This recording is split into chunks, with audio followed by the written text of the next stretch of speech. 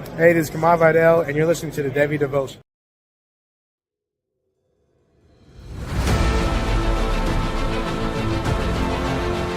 Welcome in to the Devy Devotional Podcast, a show devoted to all things Devy and C2C. Hosted by John Arrington and Aaron Wilcox. This dynamic duo brings you actionable strategies with player-driven analysis for your Devy and C2C leagues. Let's dive in. Let's dive into spring reactions. Welcome into the Devy Devotional, where we stay devoted to Devy. I'm your host, Dynasty Coach A, joined as always by Aaron Wilcox at Aaron Wilcox86 on Twitter. And tonight we're going to be talking about some spring reactions, seeing what's going on around the league. We're trying to get as many updates as we possibly can. It's a little difficult. I don't know if it's just this year or if it's every year, but I noticed I was looking up LSU because I haven't really gotten a lot of info from them just yet. They're in their second practice of the spring. And then I looked at, I believe it was Auburn was in their 13th practice of the spring. So I don't know what the disconnect is there. I don't know what's going on. It's just a really weird occurrence, I guess. But I think there was like an early spring break this year for a lot of things. Maybe that kind of screwed it up. But we are starting to, get some news trickling in. Unfortunately, some of it's bad, some of it's injury related and everything. But we are starting to get some news, and that's great for us to be able to figure out.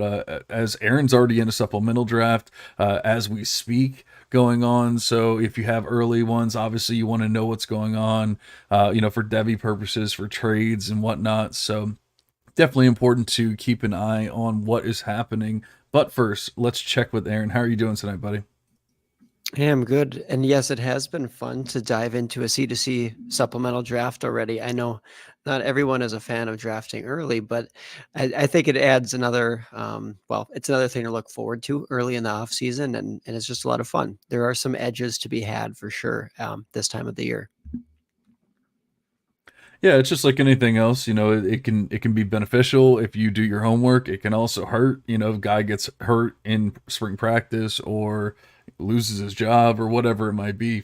So there's definitely pros and cons to all of it, but enough about that. Why don't we dive right into the news, and we'll start with some of the worst news. I don't know how big of a deal it's going to end up being for Trevor Etienne, but unfortunately he did have a DUI, DWI, whatever you want to call it.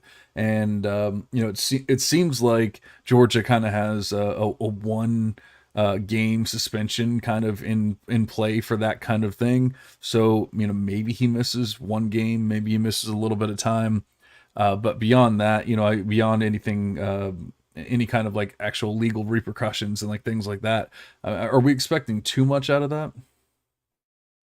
I'm honestly not expecting much. It didn't sound like Kirby was really that condemning of it, which is surprising considering all the issues that Georgia has had with that type of infraction lately. So, yeah, it looks like ETN's going to get let off the hook here, even though there were multiple charges, the DUI, reckless driving, something about maintaining the lane, all that stuff. But at the end of the day, I don't think a lot is going to come of it. I'm not going to react very much. I think it's kind of silly to move him significantly in your Devy or C2C ranks right now, just based on that, unless we hear differently. So I would, I guess, not move him in your ranks currently. No, and I think really good things are to come for ETN. I'm pretty excited about him this year, what he can do at Georgia.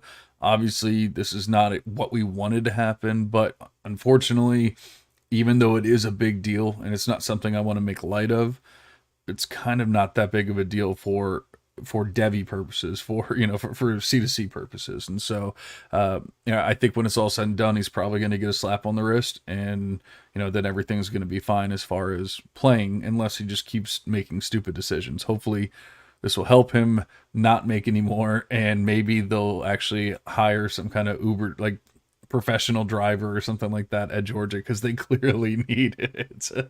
Yeah, and maybe the slightest positive for some of those guys who could get extra reps here in the spring and or just heading into the fall. Let's say he sits out or is suspended, whatever, for that one game.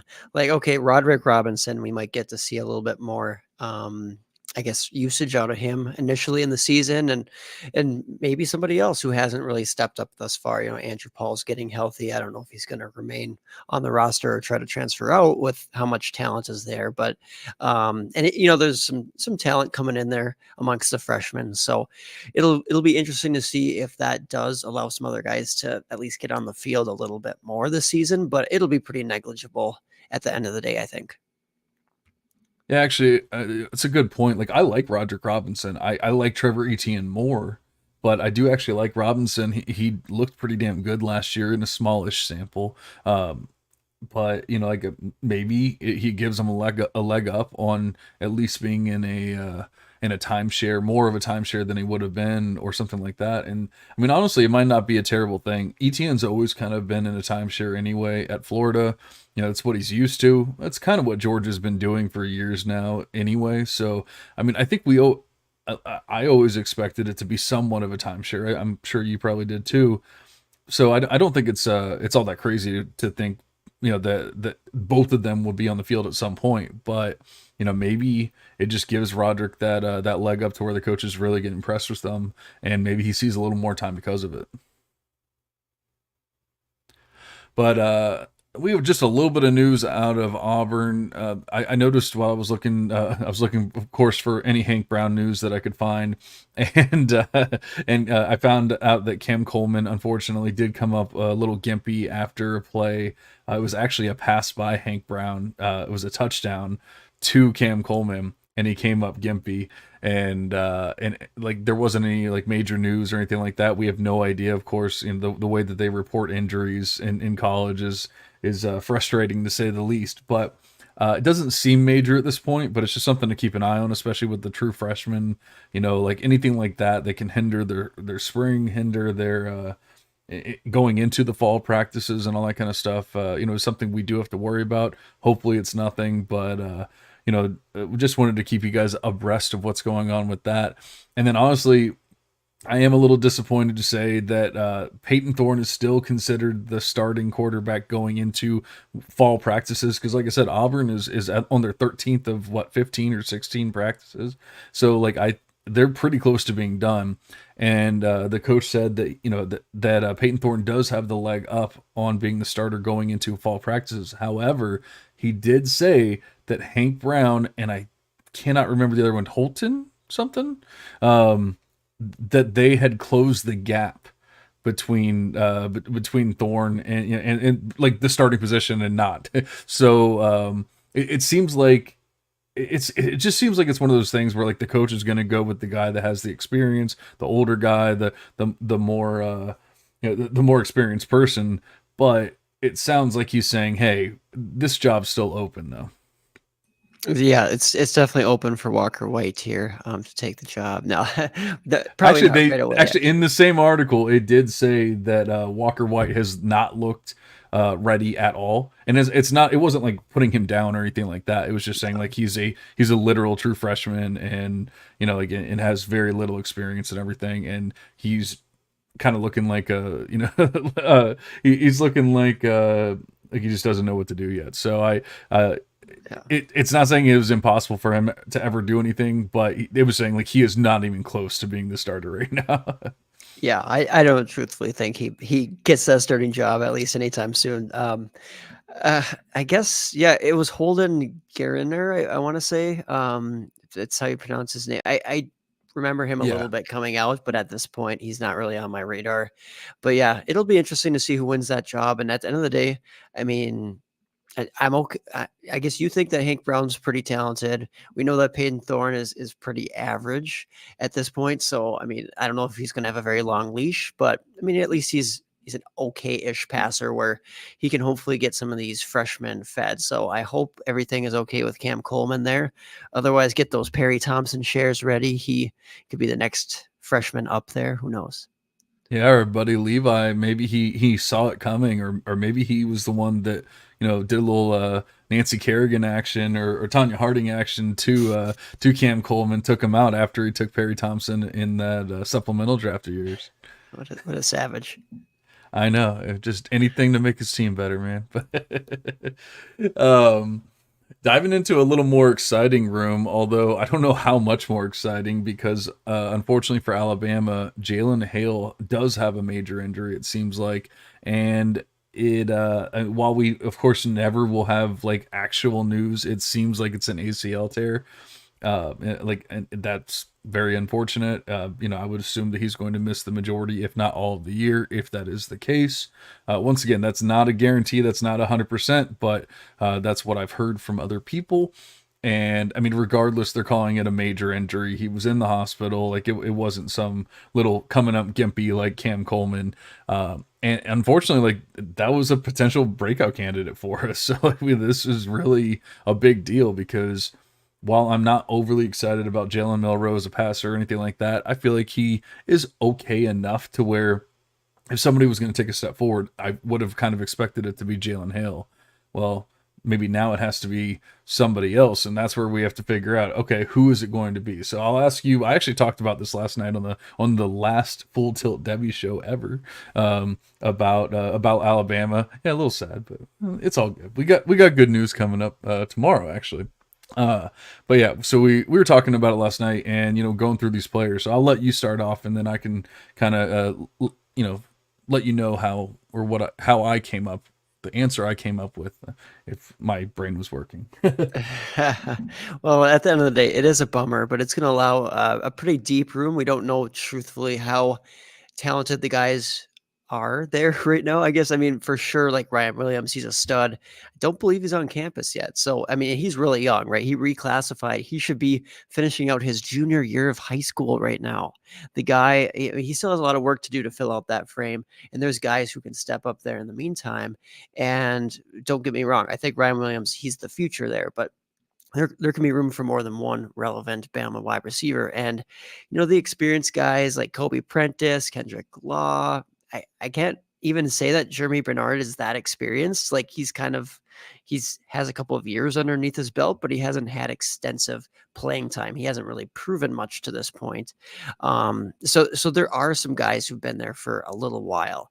And I guess I'm just not that impressed with him. I think Kobe Prentice could be a nice like role player at the next level. I I liked him coming out. He didn't prove to be quite as dynamic as I thought he would be yet in college. I mean, he looked a little bit better last year, I'm not going to lie. But again, is he going to stand? Like when you compare him to Ryan Williams, Kobe Prentice is just not going to look very good. But there's a chance he could get some solid volume again this year. Jalen Hill going out, that's a bummer, but it will allow some opportunities for these young guys. I actually like both Bubba Hampton. Aaron Hampton is technically his name, but I think he goes by Bubba. And he's making a big impact as an early spring enrollee, a very dynamic high school player, over 20 yards per reception for his career. Very explosive playmaker who plays on both sides of the ball too. And then Caleb Odom, who actually has switched from being like a borderline 5-star tight end to a wide receiver, just because he was never really a tight end. He was like one of those, since he's 6'5", like Caleb Odom was always kind of just this, like, could he be a Kyle Pitts? Could he just bulk up and be basically a wide receiver out there? But Bama is going to try him at the wide receiver position. And with what we've seen Kalen DeBoer do in recent years, like even with guys like Rome Dunze, who isn't that big, but like he can make it work with many body types, many different types of players, finesse players or bigger ones. And Caleb Odom, honestly, his highlights are some of the most exciting by far amongst any of the tight ends in this class. I don't know how he stacks up when we compare him to like the top end wide receivers, but he's a very talented player too. And then the last guy that people probably are wondering about in supplementals is Amari Jefferson, but he's not even there yet. Like he's a baseball stud. He's still playing in his high school baseball season. He's not going to get that leg up. I am not holding out much faith for him at this point to earn meaningful snaps, because I just talked about a bunch of dudes there. I just don't know how he gets involved over Ryan Williams, over some of these other freshmen and some of the established guys there already. But I don't know. Are any of these guys particularly standing out to you, John, besides the obvious and Ryan Williams?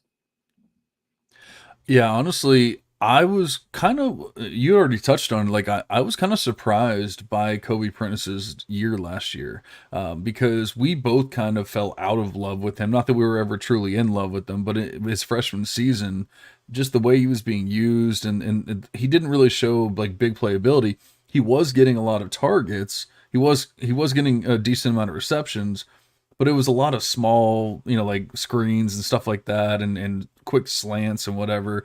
Nothing really like explosive, nothing really like, showing anything that I'd be truly excited about. And so I kind of just wrote him off. And then and I'm looking at it last night. I mean, I'm like, look, I'm not a Jeremy Bernard fan. I'm just not. I'm not saying that he couldn't possibly be anything, especially with Jalen Hale being out, like that kind of thing. But he just hasn't done anything to make me think that like I'm overly excited about him. I don't think that he's going to all of a sudden have this breakout year and just be amazing.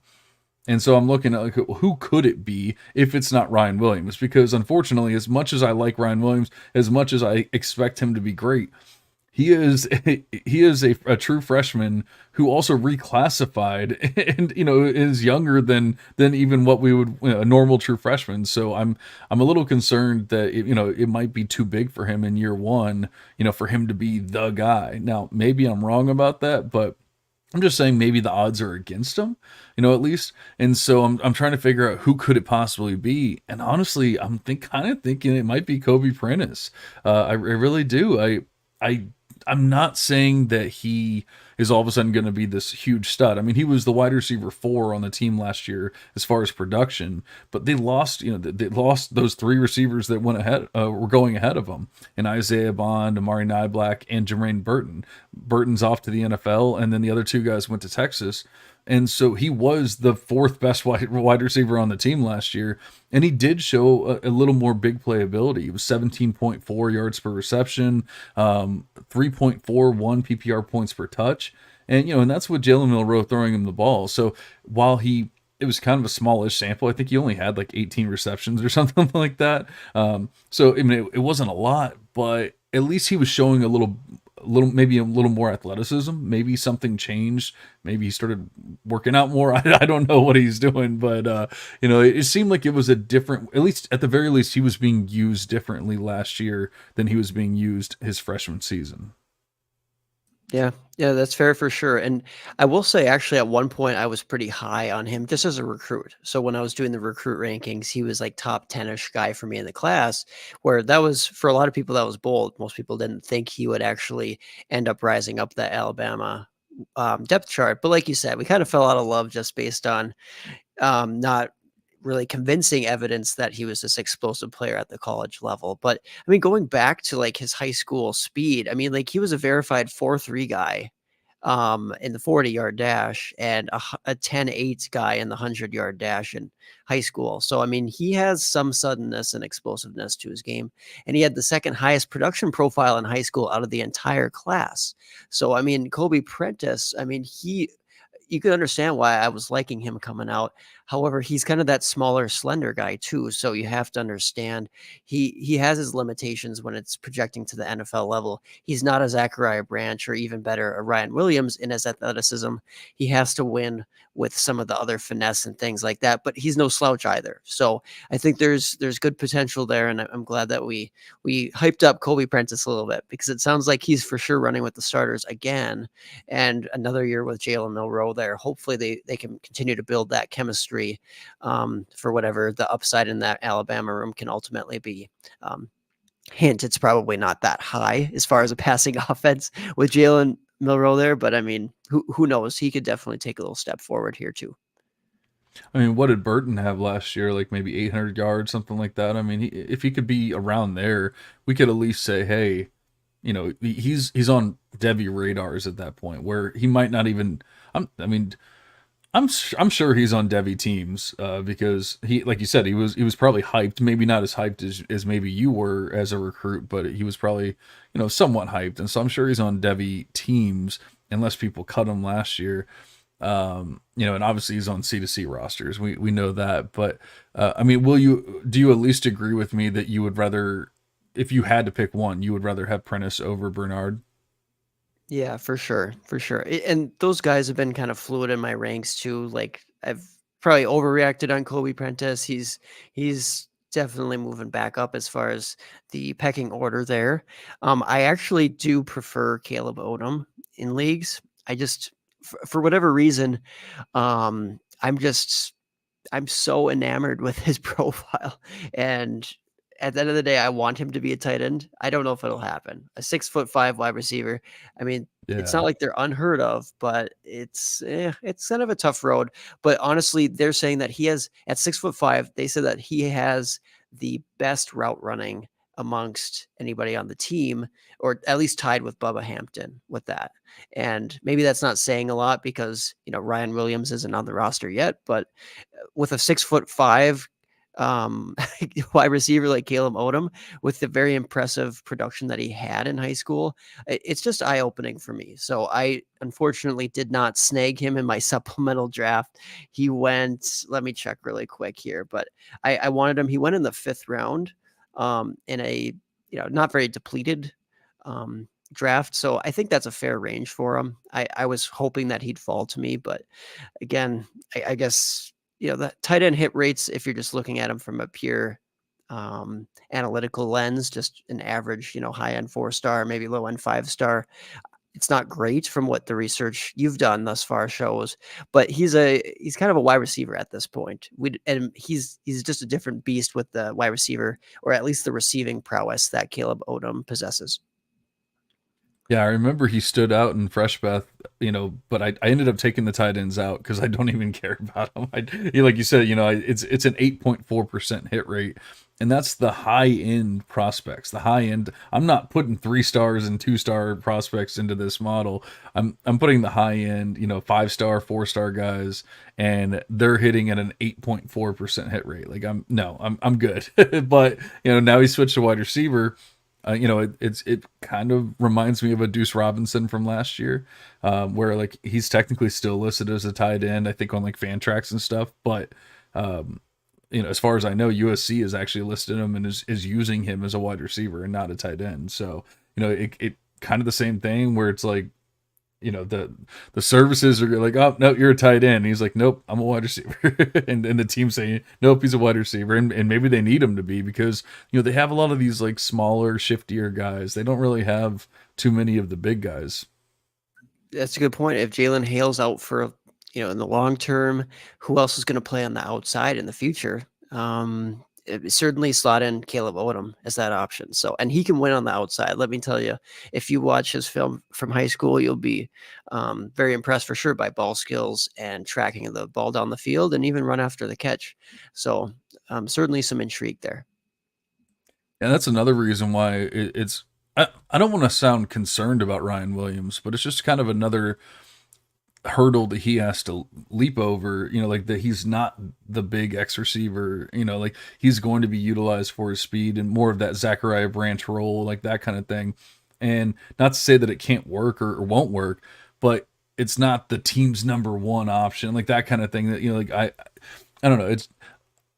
I'm just saying, like, I don't know if the team can really bank on him right now, Yeah. I think if you're investing in Ryan Williams, expecting like that week 1 dominance on your C2C roster, for example, that should not be your expectation. But in long-term situations in Devy, C2C, you really want to, of course, invest and have a little patience with Ryan Williams, because sooner or later it should click with just how talented he is for sure. But he's like, what, 16, 17 years old right now? Like, I'd probably 17, but it's just ridiculous. Well, that's what I said. I don't want it to sound like I'm concerned about Ryan Williams or I don't like him, because that's not the case at all. But like you said, day one, I probably am. I would say I'm a little concerned for that. Day 366, probably not nearly as much. But moving over to another A team, very exciting one, Arkansas. Now, so exciting. But we actually do have a couple names that are, a little exciting here. Luke Hash, who I believe he broke his ankle. Is that right? He hurt something. I don't remember what maybe Aaron remembers. But he had a major injury last year. He is back. He is practicing. He practiced at least a couple days ago, from what I read. So he's back. He's looking healthy. And all things are on track for him to be ready for the fall, be good to go, all that kind of stuff. I will say though, as much as I love Lukash, and I do, I have him extremely high. We talk about tight end recruits, but once they have actually shown me something, it's a completely different story. And Lukash has shown us something. Now, unfortunately, it was a small-ish sample because he got injured, but I think he flashed enough to where I can say, like, I'm very excited about Lukash. That being said, I also like Varkey's Gums, and like I was pretty excited about him last year. He's actually getting some spring hype, and so like everything that I've read about it is basically saying, yeah, obviously Lukash is the man. We're glad that he's back. He's healthy, all that kind of stuff. But don't sleep on Varkey's Gums. He's earned his role this year. He barely played last year after transferring in, but who knows why? But like I believe, I'm trying to remember where he came from, but I mean, he was a uber producer at a lower level, obviously having to move up and everything, going to Arkansas, but now he's showing that he deserves to be there. So just a name that I wouldn't forget about, keep on your radars. Not saying he's going to beat out Lukash or anything like that by any means, but maybe they can have a 2 tight end set, or both see the field. I do think it's reasonable for both of them to see the field. But I will say that Hash to me just seems like the superior talent, and it was a broken clavicle last season too. So I mean, when it's like a collarbone issue, and he's back to full health, that's great to see. I'm not concerned about that long term. So just awesome. I mean, he's a top 10 Devy tight end. I don't know where people have him slotted in. I've seen him as high as 1. I have seen that. And then I've seen him as low as maybe double digits, but he should be top 10 in my opinion. And yeah, so I guess that's great to see that he's back. We'll see what that production actually is. But think about how long a lot of these tight ends take to mature in college. He did it right away. That's definitely impressive. So he has time to put on some more mass to really put out some production here. If it's not necessarily this year as a big breakout, it could be the year after. Certainly. And then another guy we should bring up is Rocket Sanders. Unfortunately, he's out for the spring. He is still working back from a shoulder labrum repair surgery. He's also not on the team. Oh, really? He's on South Carolina now, remember? Oh shoot! Yeah. I honestly didn't even notice it. I until you just started talking about it. I'm like, wait, why are we talking about Rocket Sanders? He's not even on Arkansas. We're going to go over to South Carolina here, huh? Yeah, yeah, and we're going to talk about Rocket Sanders. My bad. But yeah, no, I mean, when a guy like that transfers in after having such an abysmal season and having the injuries and all those other things too, and the weight gain, right? He ballooned up to the 240s weight wise and just did not look like the same guy. And then he's for this new team, South Carolina, he's not even practicing yet. And there's other guys coming in there to compete with him. I don't know. I guess I'm not concerned that much about the competition there. I'm more concerned about the player himself at this point. Rocket Sanders just does not seem like I had some hope to buy him low this offseason. It doesn't look like I really want to do that at this point. So my confidence in him is going down. He can get there. He can get back healthy for sure. I understand that those types of surgeries, I've rehabbed those with patients before, and it takes a while. It really does to get that full strength back and to be actually loading up with heavy weight. So it looks like he's lost weight, but I am afraid that it could be some muscle mass too that he's lost. I mean, you think about so many limitations for the upper body strength and even a little bit with the lower body when you're rehabbing something like that. So anyways, I slight concerns with Rocket Sanders here. Yeah, I mean, obviously, like you said, we're happy that he's back down to a better weight, a realistic weight, whatever you want to call it. But I mean, the fact that he can't even practice with his new team, is very concerning to me. I already had my question marks about what is he going to get back to the player he was, like that kind of thing. And it's just tough with him being out for the spring. that being said, like you already touched on, there's not too much competition that we're going to be overly concerned about. So he's probably going to win the job. He's probably going to be just fine when it's all said and done, assuming he can get back to health. But man, we need to see this guy healthy, in shape, like all that kind of stuff. I guess the good news is, being that it is a shoulder, that he should be able to be in shape. Like you said, he's losing some muscle mass. Hopefully, like upper body muscle mass probably isn't as big of a deal, so like as long as he's working on his lower body and doing all that kind of good stuff, then it probably won't be as big of a deal. Obviously we know, having strength and being able to, break tackles and do all that kind of stuff is important as well. But yeah, I'm not too concerned about it. But man, if he's still out in the fall or struggling to get on the field or whatever, if they're talking about him being out of shape, whatever it might be, then yeah, we'd probably need to start getting a little worried at that point. And then just another player from South Carolina was Nicholas Harbor, that people were pretty damn excited about last year with with his giant size, his uber athleticism, and in fact he actually just hit a 10.16 100 meter run. So like that is insane at his size and weight and everything. But he's not even practicing right now because he's focused on track. And I mean, this dude really like wants to be in the Olympics and everything. It, like, I don't know. It doesn't seem like he cares about football all that much. So I know a lot of people were excited about him last year. He was listed as a tight end. Now he's another one of those wide receivers that like, that was listed as a tight end, transferred in. The team's like, nope, he's a receiver. And I'm like, I don't know. Like, you're not. He's 245 pounds. Or no, I'm sorry. He's slimmed down to 225 pounds, probably to gain speed for track. So is that even necessarily a good thing? I don't know. I mean, it's probably, if he wants to be a wide receiver, it'd probably be a good thing. But I don't know. I don't like the fact that he's focusing on track all that much. I don't like it if you think of him as a tight end recruit. And I think at this point, he really just wants to play wide receiver, and his frame is going to allow for wide receiver more so. He's not going to develop that blocking and that type of mass and power to really contribute as a tight end. But I guess I wouldn't let the track involvement deter you too much, just because there have been some really positive reports even dropped this week saying how the coaching staff is really impressed with him. Like every second that he's not on like practicing track or he's not in school, he's with the football team, throwing and catching with Lenora Sellers and those guys. He's working out, and I guess he's staying really linked in with the team, which is good. Those are things like what A-Chain did in at Texas A&M. Those are the types of things you want to see if a guy is truly splitting his time. But I mean, if he is going to continue being a wide receiver, I don't mind the idea of having like a guy with elite speed, like a DK Metcalf type of dude. I think there is that path there. While it's not guaranteed by any means, I do think there's potential. And I think he ran what, a 10-1? I can't remember Yeah, what it's time you threw up. 10-1-8. Yeah. 10-1-6. Yeah, 10-1. Yeah, it's like somewhere there is crazy. And then his 200 times are great too. So I just think that he's just such an intriguing guy.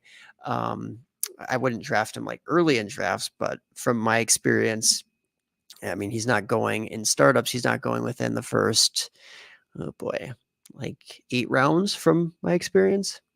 I don't think he's Yeah, I going mean, in that. obviously, it's all about price. It's just like anything Mhm. else, If you can get them in a late round, or if you can trade for them cheap or whatever, that's a completely different story. I just remember in supplemental drafts last year, people were like losing their minds about him, drafting him towards the end of the first round, beginning of the second round in supplementals, and it's just like, man, like this is a raw dude that isn't even 100% guaranteed to be playing football and all that kind of stuff. Has talked about the Olympics, has talked about this and that, and it's just like, I don't want to draft that guy at the end of the first, beginning of the second round. But if you're getting him late in a draft, or like I said, in a cheap trade, it's a completely different story. And obviously, we love athleticism, we love that. But how often? And I know, I mean, you talked about DK. I know you're not truly comping him to DK or anything like that. But like, how often do those uber athletic guys, the raw uber athletic guys, truly hit? Not very often. So I don't want to. That's what I'm saying. Like I just if if it was going to be that uber athletic guy that is a little raw and that kind of thing, I want him to be 100% focused on football. And that's why I'm saying I'm concerned about him not being 100% focused on football. That's But fair. that's probably more than anyone needs to talk about Nicholas Harbor. So we can go ahead and switch over here to Notre Dame. We have, unfortunately, some injuries. Actually, quite a few injuries, it seems like, with Riley Leonard is out. He had, unfortunately, ankle surgery. He actually was back at practice this week, but he's on like one of those little like carts that that like you walk around with and everything. They said he actually took some snaps. He was handing the ball off, and he actually made a couple of throws, but obviously he can't even put pressure on his ankle or anything like that. So it wasn't in a game situation or anything like that. But I guess it's good that he's still out there with the team and doing all that kind of stuff. Ankle surgery. I mean, I guess we're assuming that that it's like a tightrope or something like that. Probably. Maybe you have a little more insight into that, but usually those things are pretty quick recoveries, so we wouldn't be overly concerned about it. I'm honestly not concerned about Riley Leonard as a Devy prospect anyway. So like for Devy purposes, I don't care. For C2C purposes, obviously a different story. We're hoping that Notre Dame can have, or like that he can have a similar year to like a Sam Hartman or something from last year, and actually put up some decent stats for your C2C squads. But did you find anything on that surgery? No, I had looked into it and just not really a whole lot of details other than they did mention tightrope in one place. Another place mentioned a toe injury as part of that. So I think those must be conflicting reports. I don't think it's both, but yeah, some sort of mild or just routine cleanup procedures is how I'm taking it, especially if he's back there throwing a little bit. But by no means expect him to be 100% this spring. It's going to be in the fall. Slower start for Riley Leonard. I was pretty, excited, I guess, to see him in just a new offense, a new setting, I guess. And I mean, that puts a little damper on things. So I'm not expecting big time upside out of Riley Leonard here, as this could affect his scrambling, which is a big part of his fantasy production and just his overall game as a quarterback.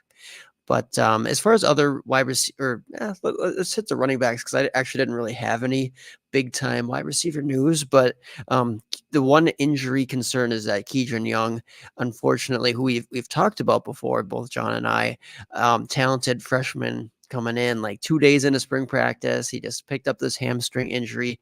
I have not heard if he's back yet at all, but it didn't sound like it would be like, oh, he's going to be out for the summer or anything like that, but just something that kind of sucks when he's trying to get reps versus another true freshman running back. Aeneas Williams is actually really impressing. And I likened that to what we saw at Oregon last year with like Dante Dowdle and Jaden Lamar. And we both talked about them last season. And one of those guys ended up having to transfer in. The one that was more of the favorite actually coming um, in Dante Dowdle, he had to transfer out. And Jaden Lamar is still sitting there, to my knowledge. I guess I haven't heard any buzz about him, but Aeneas Williams maybe could be that guy for Notre Dame who's just not really being drafted or not being drafted highly in C2C supplemental drafts. And there's interest there. I mean, it doesn't seem like he's as good as Keidron Young by any means. Jadarian Price is still there. Jeremiah Love, I mean, he's working more at a wide receiver position in addition to the running back position. So it sounds like he's just going to be more of a receiving back now for them. I guess it's a little bit more wide open now with the Keidron Young injury. I know you still probably like him. I'm assuming, John, but does this put you off from him at all? What are your thoughts there? No, I mean obviously it depends on how long he's out and all that kind of stuff, but I don't. I mean, any freshman that's missing time in camp is never going to be a good thing, and there definitely is the possibility that an Aeneas Williams, Aeneas, whatever it is, I'm guessing Aeneas, is there and getting reps that like that's never a good thing for Keidron Young. I do have Aeneas like pretty substantially lower than Keidron Young, but honestly, like the more research I've done on this stuff, like whereas with the wide receiver recruits, it really seems to, I mean, although it's not like a perfect hit rate or anything like that, but it really does seem like the higher end recruits tend to hit and the lower end recruits tend not to. With the running backs, it's really kind of hit or miss, and there doesn't really almost seem to be a rhyme or reason. It's just like, hey, this 3-star hit. Hey, this 4-star hit. Oh, this 5-star hit. But this 5-star missed, and this 3-star hit, and so on and so forth. So, uh, I will say there's enough ambiguity to the situation to where I can definitely not tell you with certainty that Anais Williams will not take over that job or anything like that. So, it's somebody to keep in mind, especially for supplementals and deeper drafts, deeper leagues.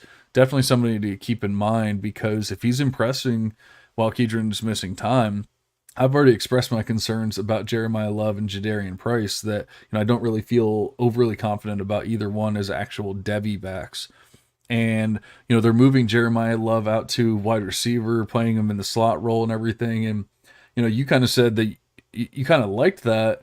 Maybe seeing a little more, a little more, usefulness out of him and all that kind of stuff. Like the team can use him however they want. But we've already seen that team transition a running back to a wide receiver.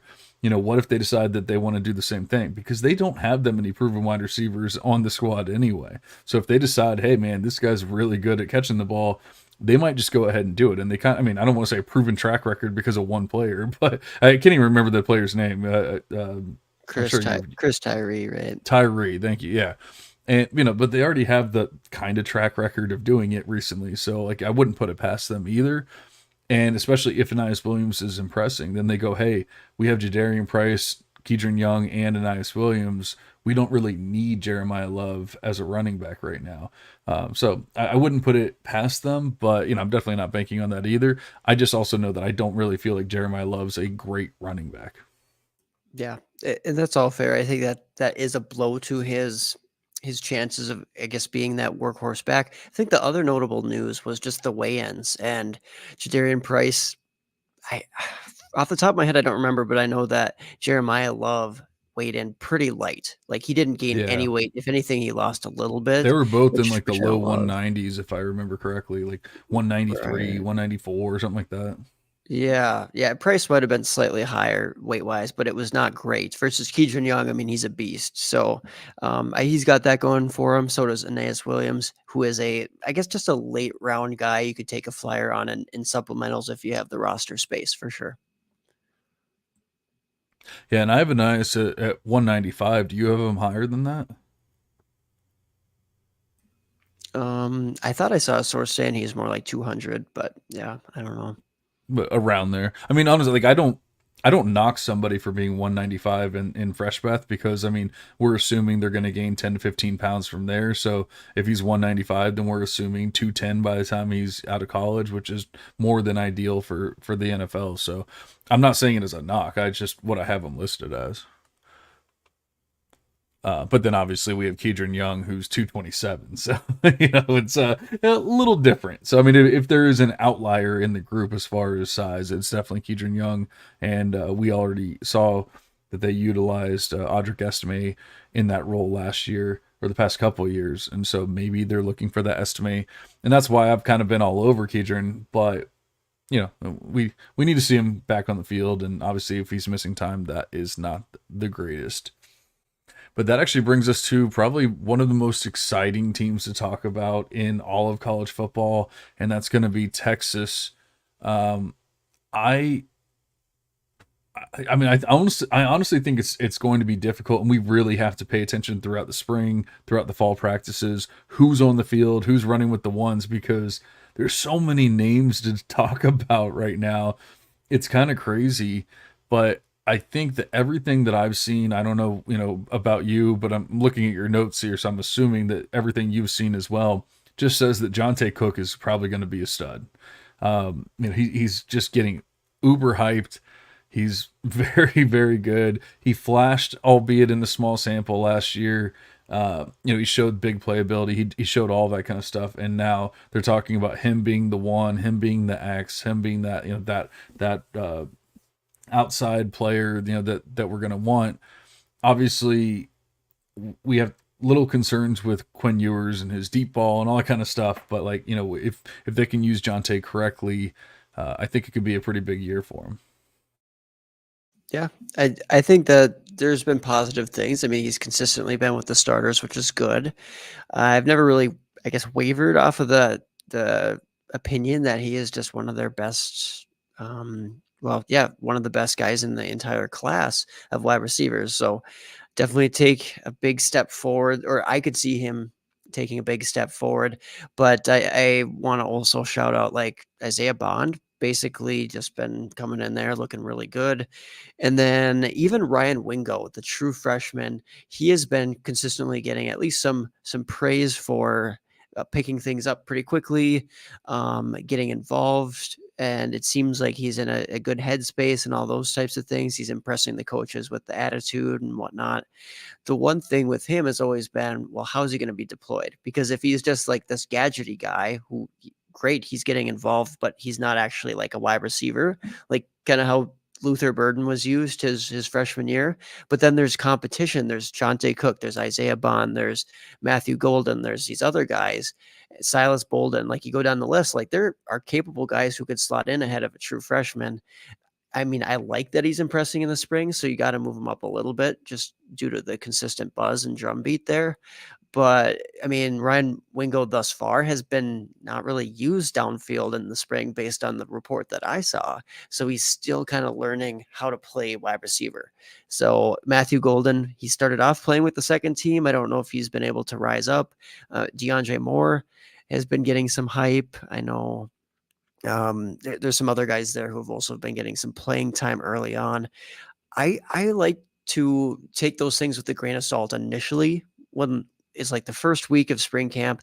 They're going to give it to the guys who were there last year or have been there a few years. Like a lot of teams do this, and they just want to give respect to those guys. Like at Washington, Jeremiah Hunter, he's not a first team wide receiver for Washington, but that's like the first week or first couple days in practice.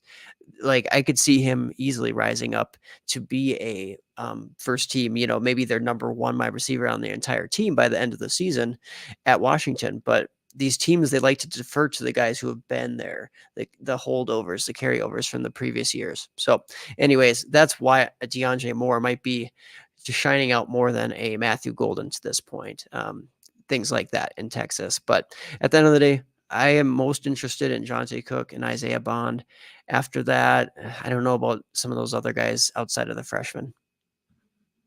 Yeah, we've always been anti Matthew Golden.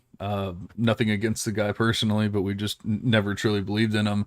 And I mean, he really hasn't shown it. Like he hasn't shown us anything. And I think that he's more of a name now than anything else. Like it's just like people, for whatever reason, they really liked him as a recruit, and they've just never given up on that. And now he's going to a great landing spot, and they're like, oh man, and Matthew Golden's going to be the truth. And it's like, no, he's probably not. And like you said, he up until now we haven't even seen him run with the starters. So like maybe he will at some point, but yeah, it's looking more and more.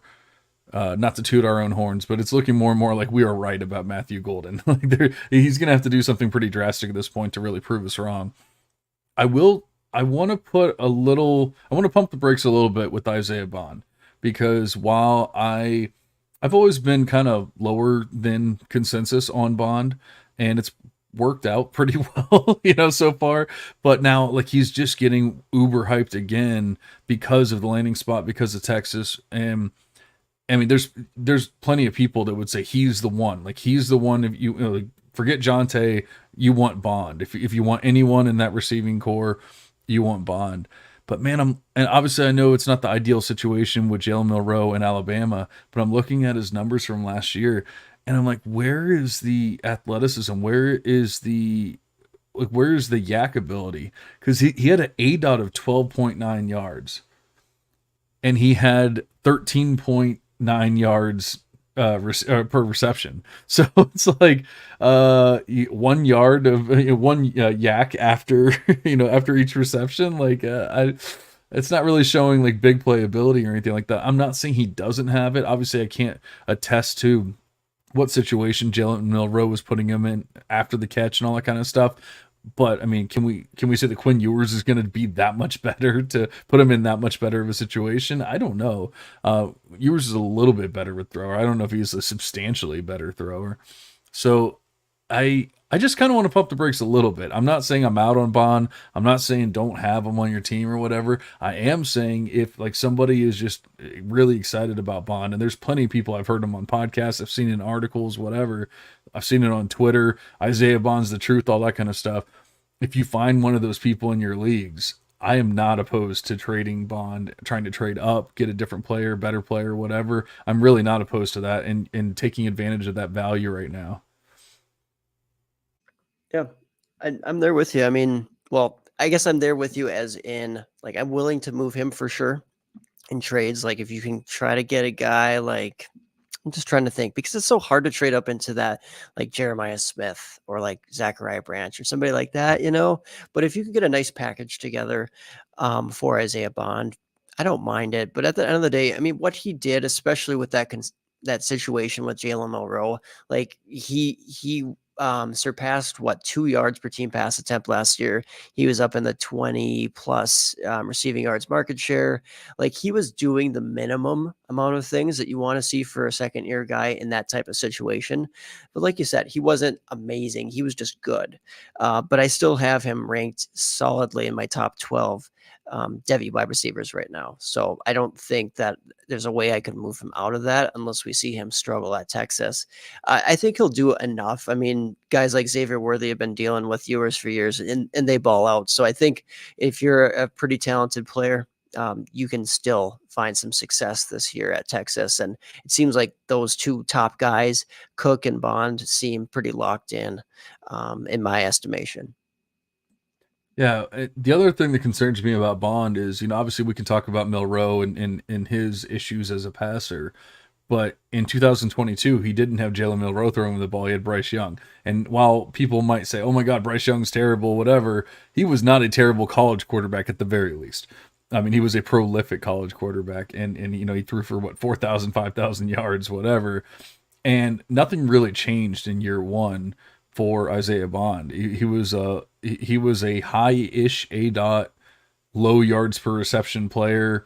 I mean, it was a small sample, 17 receptions, but like nothing like truly stands out as like, oh my God, this guy's a playmaker. And just comparing Kobe Prentice and Isaiah Bond here, I was talking about how like there's some things that even though I'm not overly excited about Kobe Prentice, there's some things that stand out for him. And it's like the PPR points per touch, it's like scoring points when you're actually getting the ball, like that kind of thing. And then we get to Isaiah Bond. He was at 2.86 PPR points per touch last year, whereas what did I say for Kobe Prince? I just lost him 3.41. So I mean, like that's a pretty substantial difference on the same team with the same quarterback throwing the ball. The yards per reception's higher. The ADOT's about the same, but the PPR points per touch is much higher. I actually have Kobe Prentice ahead of Isaiah Bond, and I'm sure that it's a huge shock, and I mean very, but I would rather have Kobe Prentice, especially at cost and at value and all that kind of stuff. But while it's kind of crazy to say straight up because value wise they're just not the same. But I mean I'm just saying like in a vacuum I would rather have Prentice because he's showing that bigger playability. Yeah, I do think that Bond can turn that around. I just did not trust kind of like the Joe Milton thing. Like he has great arm. I mean, Jalen Milroe has a great arm. They just can't hit these guys deep, and so that makes them kind of rely on those underneath opportunities, and that's just not going to showcase what Isaiah Bond has as far as talent goes. So you can find those plays on his film where you say that is the high end athlete that we're looking for. It's just like you said, it's not been consistently there. Part of it. Maybe on him, but I think he's certainly the athlete who can make that next step. He's no slouch there in the athleticism department. So I mean, I guess we probably disagree a little bit on that, but at the same time, Bryce Young was not the same his last year of college either. Like he went from almost 5,000 yards passing to barely surpassing 3,000 as a junior, and I mean that I guess is a huge drop. So I'm not surprised that we didn't see even more flashes out of Bond as a true freshman. Yeah, that is fair. I mean, he definitely had a worse junior season, but I mean that team was kind of falling apart. But yeah, I mean, he also put up the almost 5,000 yards in 15 games in 2021. So compared to 12 games, so it's kind of like the Roma Dunze thing, from this year. Like people are like, oh yeah, he 1,600 yards. It's like, yeah, in 15 games. Like how many other players are we comparing him to that played 12? Like 3 games is a pretty substantial difference. You're talking about 25% of a lot of these players' stats, and you're just adding it on. Like no big deal. They're the same guy. Yeah, right. But even like I think a lot of the success that he saw, he wasn't quite able to replicate that like you mentioned. They were a little bit more messy as an offense overall. Didn't really Oh sync yeah. up, that's for sure. Yeah, I mean, honestly, like I don't even know if people focused on that enough. That like there was a substantial drop off in his junior season, and so who knows? But hopefully, I guess we're all hoping that Bryce Young will bounce back at least to being a decent quarterback at some point. But maybe the writing was on the wall that that he was never going to be that top end quarterback. Based on that junior season. That brings us to LSU, and honestly, like I don't have a lot to talk about here because I don't think there's a lot going on. I'm not excited about the quarterback situation. If I'm not excited about the quarterback, I can't really be overly excited about the wide receivers. I'm honestly not even you take that out and you take Garrett Nussmeier out and you put Jaden Daniels back there. I'm still not that excited about the wide receivers. I really don't like any of them. You have Shelton Sampson, a year 1-0. Then Chris Hilton, Aaron Anderson, who actually I believe Aaron Anderson's running with the ones right now, if I remember correctly, which is kind of crazy. Aaron gave me a look, so maybe I'm wrong about that, but I thought I read that somewhere, and I believe that I have read and seen so much hype for Kyron Lacey on Twitter, through podcasts and everything, and I just don't get it. I don't understand it. I'm not excited about any of them really.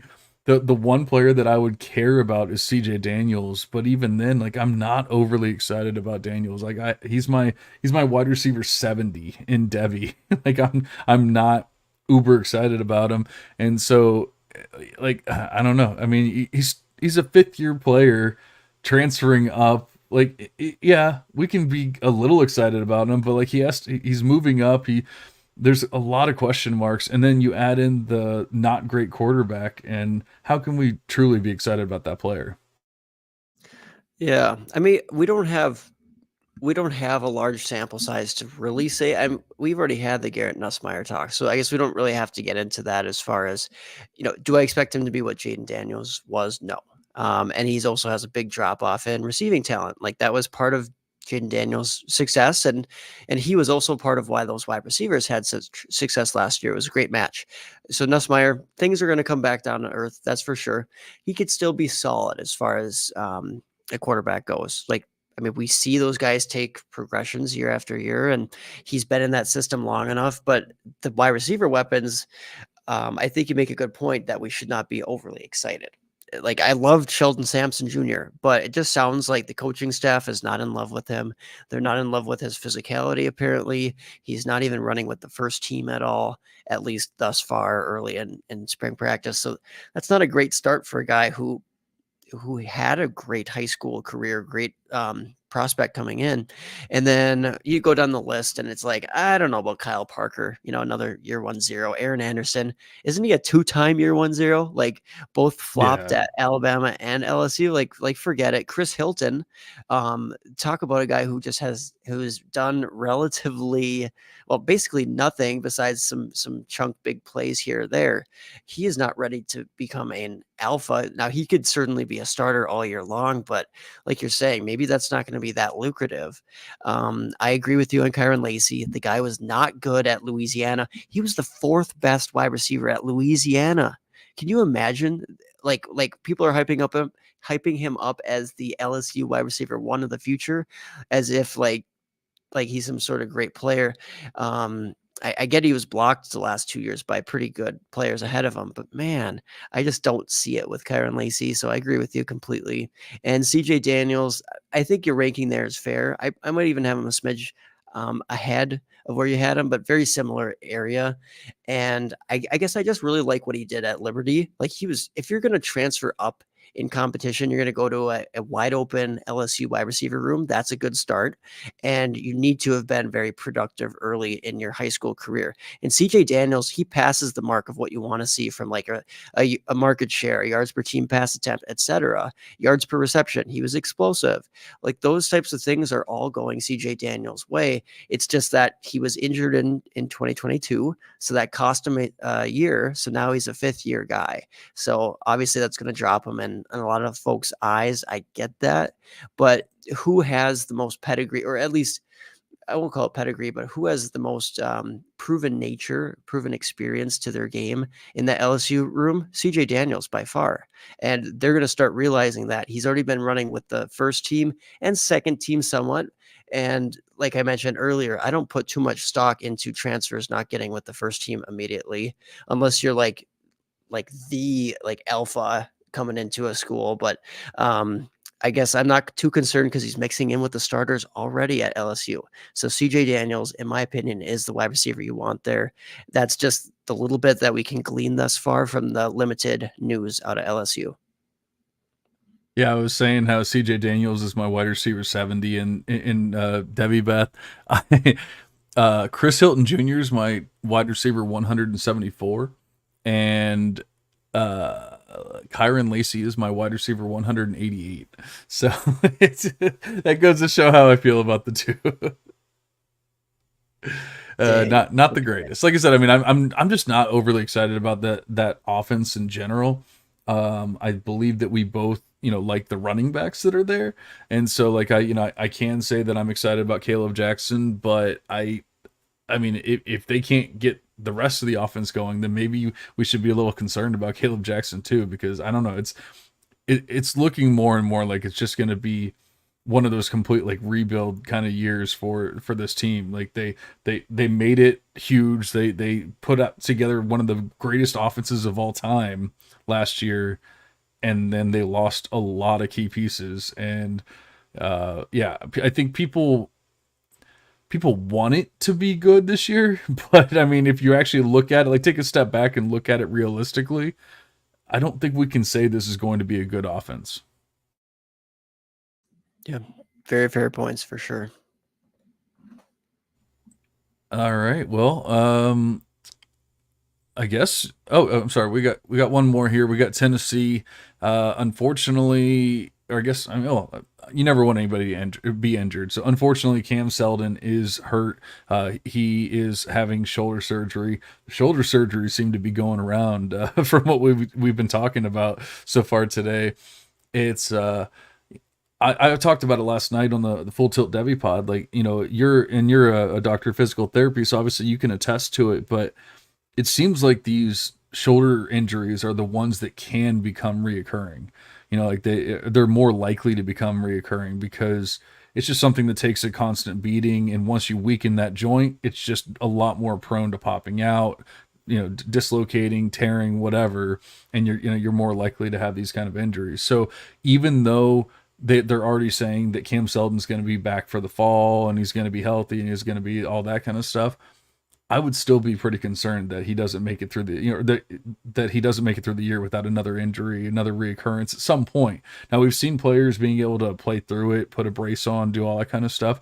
I'm not saying he's going to even miss time or whatever, but we've also kind of seen players like not be as as productive when it comes to that kind of stuff. So I was never overly excited about Cam Seldon as a prospect. I was never overly excited about Cam Seldon, last year, and even going into this year. I'm always been the biggest Dylan Sampson fan, so nothing's really changed for me. But is it making you more excited about Dylan Sampson that they got not only is Cam Seldon out, but now their rookie or their true freshman Peyton Lewis is also out with the shoulder surgery. So it's kind of crazy. Yeah, I'm super bummed for Peyton Lewis because I mean I like him. and I know he showed up a little bit in your model, and I honestly was really high on him. I'm not gonna lie, but this is knocking him down. I mean, when you get that opportunity to impress early and then you have to miss all that time, and then like you said, how are they going to bounce back from these surgeries? How long is it going to take them to feel 100% again is a question. That's why you undergo these shoulder surgeries, though, to hopefully prevent further shoulder instability and recurrences of shoulder dislocations and things like that. So hopefully you're not in that situation like Dalvin Cook was, where he kept having those dislocations, and he really did well playing through that. But you don't want that with your running backs, right? You don't want them to have these continuous shoulder issues in their future, especially as such a young player. So these are good signs for Dylan Sampson, and obviously not the best signs for Cam Seldon and Peyton Lewis. So I would not necessarily. I mean, you're going to still want to roster those guys. It's just you might hold back a little bit of your excitement compared to a Dylan Sampson who has basically that backfield to himself. Like there's Khalifa Keith, kind of a fun name that one is, but and then Deshaun Bishop. I guess I'm not really high on either of those guys. I mean, Keith seems like the thumper. Bishop seems like the Samson handcuff, like a guy to kind of replicate a poor man's Dylan Sampson, let's say, to kind of replace him if they needed to. But I think Samson, like you said, there's a lot of positive indicators in the past with his profile, a lot of things to be excited about. Now with the opportunity there, with two of the lead guys at Tennessee, or co-lead guys, it was like a 3-man backfield last year with Dylan Sampson, and the other two guys, well, they're gone. So it's like that opportunity is just wide open for Dylan Sampson to have a good share. What does that look like at Tennessee? Well, that's another question, because I mean, we just don't know how they're going to rotate, and B, if they're just going to let Nico run it in all the time, or if they're even going to run the ball much. That type of system just loves to pass the ball, but it doesn't really matter, because at the end of the day, Dylan Sampson is still going to make those touches count when he's on the field, and that's the important part, that we still see him be really explosive and efficient, and obviously a sleeper for this next year's upcoming NFL draft. Yeah, if we kind of take Peyton Lewis out of the situation, and I like him as a prospect too, so I mean, I'm not trying to hate on him, but we already talked about how if you're a true freshman prospect and you are missing time, it's just never good. It's never a good thing. And so if we kind of take Peyton Lewis out of the situation right now, and we just look at last year's bowl game, which is probably the closest thing that we can say is to this year, like what this year should look like, because you had Jabari Small and you had Jalen Wright out of that game. Dylan Sampson, against arguably the best defense in college against Iowa, ran the ball 20 times for 133 yards, a 6.7 yards per carry clip. Pretty damn good. Now, he didn't score any touchdowns. Unfortunately, Nico scored 3 rushing touchdowns. So kind of going to what you were saying, like there might be some sniping going on there with Nico taking away some of the talent, or some of the touchdowns. If you're like looking at it from a C2C aspect, like I need to score points, like that kind of thing, it might not be as beneficial. But if we're looking at it from a Devy perspective, Cam Seldon had 13 carries of his own in that same game while healthy. He had 55 rushing yards on that at a 4.2 clip. Khalifa Keith, which is a fun name to talk to say, had 4 carries of his own for 10 yards at a 2.5 clip. So 3 of the names that you mentioned out of the 4 played in that game, and Dylan Sampson was by far the best, got by far the most touches. What is holding Dylan Sampson back? And now those 2 players are injured, or I'm sorry, one of the players is injured. The freshman recruit that might have taken something away from him is injured. Like, what is holding Dylan Sampson back? Like, this actually makes me want to go buy even more of him, and I already have him everywhere. And I just drafted Dylan Sampson in the 4th round of the supplemental, and I'm happy with that. I mean, that's to me a solid range for an SEC back who's set to break out if everything you're saying comes to light. And I guess what's holding him back, question is just basically the size. Like if the coaching staff just doesn't trust him to really give him a lot more carries than what he's had in the past, like let's say this past season, I guess that does limit his ultimate upside. But it's not like he's going to be the only small SCC back or just back in general to get high volume. Like, I mean, there's plenty of guys in college that can be high volume backs. It's just at the end of the day, is he going to be able to withstand the rigors of a really high volume season long I guess, toll. So can he do it over a game? Absolutely. But Dylan Sampson has to prove that he's big enough, strong enough to handle that at the SEC level, which is no joke for sure. So I think he has the physical talent to do it. I really want to see him bulk up even further. I'm wondering what his max size will be, if it's going to be like 190 or if he gets up to 200 eventually. I'll be very intrigued with that. I was trying to find it, but I can't. But I thought I read somewhere that he was up to 194. I could be wrong, but I thought I saw that somewhere, and I was like, better than nothing, So we'll take it. I'll take 194. I'm getting to the point where I can deal with players in the 190s, especially if you can get into the high 190s. You get into the lower 190s and obviously into the 180s, and I start to be pretty much out. But things are changing. Times are changing. We got Devin Achan in the league. We got Jahmyr Gibbs just looking like an absolute stud out there. Kyron And Williams, right? yeah. I mean, it's just the league's different, man. That they want speed, they want burst. That's why I'm always talking about. I want this exciting guy. I want the big play. I want the big time run rate. I want the big time throw. I want all that kind of stuff. It's the big plays. That's what the NFL is looking for. They're not looking for a Najee Harris anymore. Unfortunately, they're not looking for that big bruiser that's just gonna run over and bowl over these guys. They're looking for somebody that's just gonna be electric and just juke you out of your shoes. And I believe that Dylan Sampson can be that guy. Jaheim White season? Question mark. Yeah. You know what? I believe I mean, we were talking about, I don't know, a couple players last week, and I was saying I might be the highest on this player. I think I'm actually the highest person on Jaheim White. Like I'm probably a little too high on Jaheim White for his size. But once again, like I discount height. If you're too short, if you're too small, I do all those discounts in the model, and yet he's still showing out. And so, we just have to see what he does this year, and see if he can continue on. But I mean, he had an electric, exciting freshman season, so I'm very interested to see what Jaheim White can do. And it's not exactly the same player, and Dylan Simpson's a little bit bigger, but it's just that exciting player that I want to root for rather than the. I mean, Cam Seldon's supposed to be like an athletic guy and all that kind of stuff, but like it just seems like he's kind of that big plotter more than anything, really. Yeah, that's fair. And I mean, Jaheim White, you also just got to mention him. We'll mix in the theme for the show, like the spring news. Like CJ Donaldson broke his ankle at the end of 2023. He's still limited in the spring. Insert Jaheim White breakout season. There you go. I like it. I do like it. I honestly didn't even realize that CJ Donaldson had broken his ankle until you put that into the news. Yeah, and it was at the end of the season, so I mean that doesn't really Yeah. excuse the fact that he just wasn't very good last year, and I don't think that despite what he did as a freshman, I guess I wasn't surprised. Like I don't believe in him. I think Jaheim White honestly is the more explosive back, the guy that we should be paying attention to at West Virginia.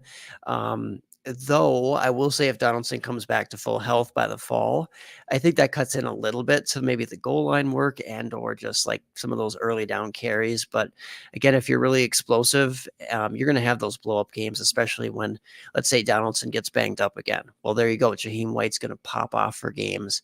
So in Devy leagues, I mean, you got to, depending on your depth, you got to really consider like, is Jaheim White worth rostering? But in C2C, he can be a really fun player. All right, and then one last thing before we get out of here. Can we just stop with Malik Benson, please? Like, I don't know if you're willing to forgive because you were pretty high on him last year. You were all about him. You were talking about, I don't think you actually did it, but you were talking about possibly drafting him in like the first round of supplementals and stuff like that. Maybe or early on, maybe not the first round, but pretty early on. And like I said, I don't think you actually did, but at some point you would like discuss possibly doing that in the earlier rounds, and he did nothing. I mean, he did absolutely nothing as a as a junior. Like obviously jumping up from skyrocketing from JUCO, talent and everything. So I'm not saying he can't take a step forward, but it's not like DJU is like raising anyone's value or anything like that. Like if anything, we think that DJU can be a decent quarterback, like get him the ball, but I don't know that Malik Benson's good enough to where we can say, oh, if we can just get him the ball at this point. So, yeah, like for Devy purposes, especially, can we just please stop? Yeah, I mean, for all intents and purposes, yeah, as a prospect, not great, and you can't bank on him having high CFF upside either. Like it could happen, absolutely, but it could happen for so many other guys out there who have more interesting profiles at this point. So, definitely agree that that's one that didn't work out. I think he was, early rounds last year, yes, but I think the third round was kind of where it's like, okay, you got to start drafting that guy if he falls. But yeah, first round, oof, that's got to hurt for people who are investing that early of draft capital in Yeah, Malik Benson. yeah, and I Especially. don't want to put words in your mouth because I don't think you were ever doing drafting him in the first round, but there were people that were, and so Mhm. there were absolutely people. I mean, people were overly hyped about this guy, and I've just always been kind of against that. Cam Ward moving up from FCS, a couple of years ago. It's the same thing. People were like, "Oh my God, he's a stud! He's a stud!" It's like, no, guys, like he's coming from FCS. Malik Benson's coming from JUCO. I'm not saying it can't happen. I'm not saying it hasn't happened in the past. But what are the odds of him coming in and just being a true stud with other 5-star prospects and stuff around him? Not very great.